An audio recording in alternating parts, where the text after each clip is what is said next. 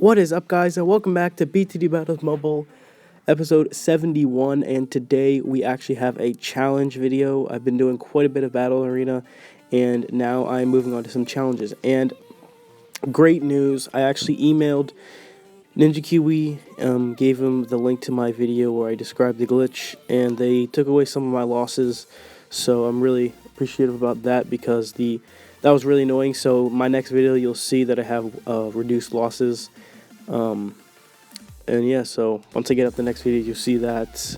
I also played quite a few games. I played about 20 more games from last episode to this one, so my record will start looking better eventually, but now they reduced it all the way down to 10 losses, so they took off 12, which was really thankful of them to do that, and nice.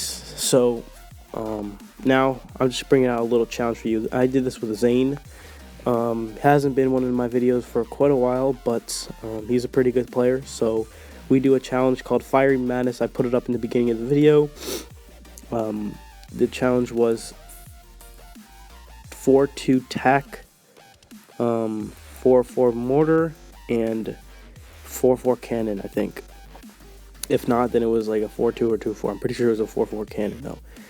And we do battle. He did not say if we can have a random tower, so we didn't do random tower. He did not say if we could he did not say if we could use spikes, or he did not say what map to do. He did not say if we should do it in quick battles, battle arena, private battles. So I just decided to do it in private battles, and it ended up turning out to be a pretty fun challenge. But if you want me to do a challenge, please make it super descriptive, or just make sure you have answered everything I would ask. Like I would ask, make sure you say if we can use random, if we can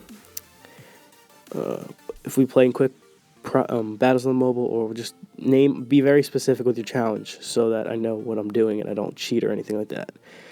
So yeah, here we go. We both have the same defense. We both got our single flare mortars, so we can pop camos, and he's sending some camo pinks, which is kind of cheesy, but because camo pinks are completely like, a mortar cannot defend camo pinks at all, so it's not really that fair. I didn't really send him any because I don't want to kill with camo pink. Well, now I started to send him because he wouldn't stop, but I started to send him a little bit of camo pinks because to get some lives to match up with me, but usually I do not like sending camo pinks because they're so easy to get lives on, and that's kind of boring just to kill somebody with pinks. So yeah, and I actually found out in the second game we play on this map again, but I actually found out that place I have it right there a little bit to the left was actually a perfect spot to pop the round 17 camos. It worked really well, so if you ever want to try out this challenge on this map, the mortar spots, boy, you will see next game was a lot better than the one I had this game. So he sends a Moab, I pop it with the balloons I already had. I think I set down a spike, but he did get me down to 54 life, so I have to be pretty careful here if he does send another one, and he does. And then he sends camo pinks, which probably wouldn't have killed me, but would have done a lot of damage to me if I did not hit that battle energy. So yeah, and then I send it right back, and he disconnects. I don't know why. I think he said his Wi-Fi was like super crappy, but since he does disconnect, we head into another game, which is a little more exciting. Heads a little further down the rounds. So here we go. Here's the next one. And the joining in the private matches in this new update is like super confusing and like glitchy and weird. So that's kind of why I haven't been doing any private matches in a little bit. But since I figured out how to do it a few days ago, I decided to throw in a challenge. And haven't done a challenge in a while either. So just a nice variety of a video. And I actually start with cannon, which is probably not the best idea, as you'll see later in the video, because it's really weak to blacks and all that stuff. I can't even pop blacks unless it has the 4-2 upgrade or the 4-0 upgrade. So it's probably not the best idea. And I had to get cluster bombs in order to defend, which is very expensive.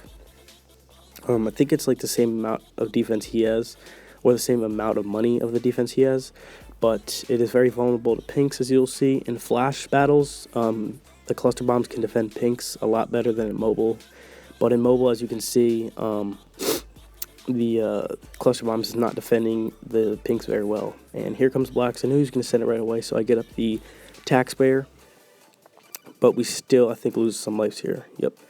From a tax sprayer and a cluster bombs. And I think we now have pretty equal defenses. His defenses are a little cheaper if I can see the mortar right, but not by much. Our ecos are probably a little bit the same since I've sent that much yellows and he had to get the ring of fire. So my eco and his eco are probably pretty similar, but that doesn't mean much right now since it's still early in the game. And he decides to go for a little black rush, but I get up the ring of fire. And here's the more spot I was talking about earlier. Right there, I was able to defend pinks. I think pinks. It may have been yellows, but it was able to defend pretty well. Like most of you experienced mobile players know that the mortar is absolutely trash in mobile. So it's good in flash, but not in mobile. And as you can see, there you go. He sends pinks and was constantly able to defend them. So that is a very good thing.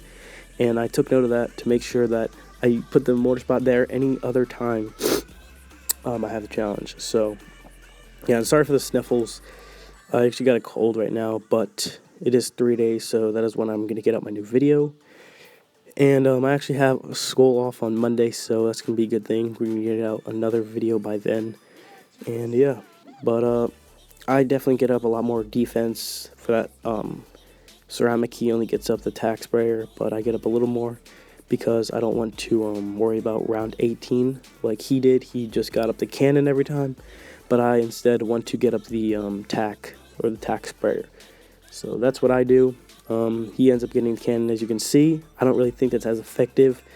It's way cheaper, but it's not as effective because you're going to have to battle energy it in order to pop that Moab. Depending on the map, on this map you would have to battle energy it. But if you had two, I think you'd be fine. And with the tax spares, as you can see from the last game, I was able to defend without battle energy. So I definitely think tax spares are the way to go with popping Moabs. But here's round 20. I save it for a little bit here to try to send a BFB since I know he cannot defend it with just a Moab Mauler and 2 tacks, knowing that he cannot use the Blade Maelstrom. So I definitely thought this was his weakness, and he knows it too, so he decides to counter rush with Moabs. And I don't know what I was thinking, but I'd sell my Ring of Fire when I could have had it on battle energy. I just didn't really know what I was doing. I was kind of freaking out a little bit. I didn't think the tax spares would do that good, but they did. So there we go. We kill him again. That's going to be it. Thank you guys for watching. Leave more challenges, and see you in the next one.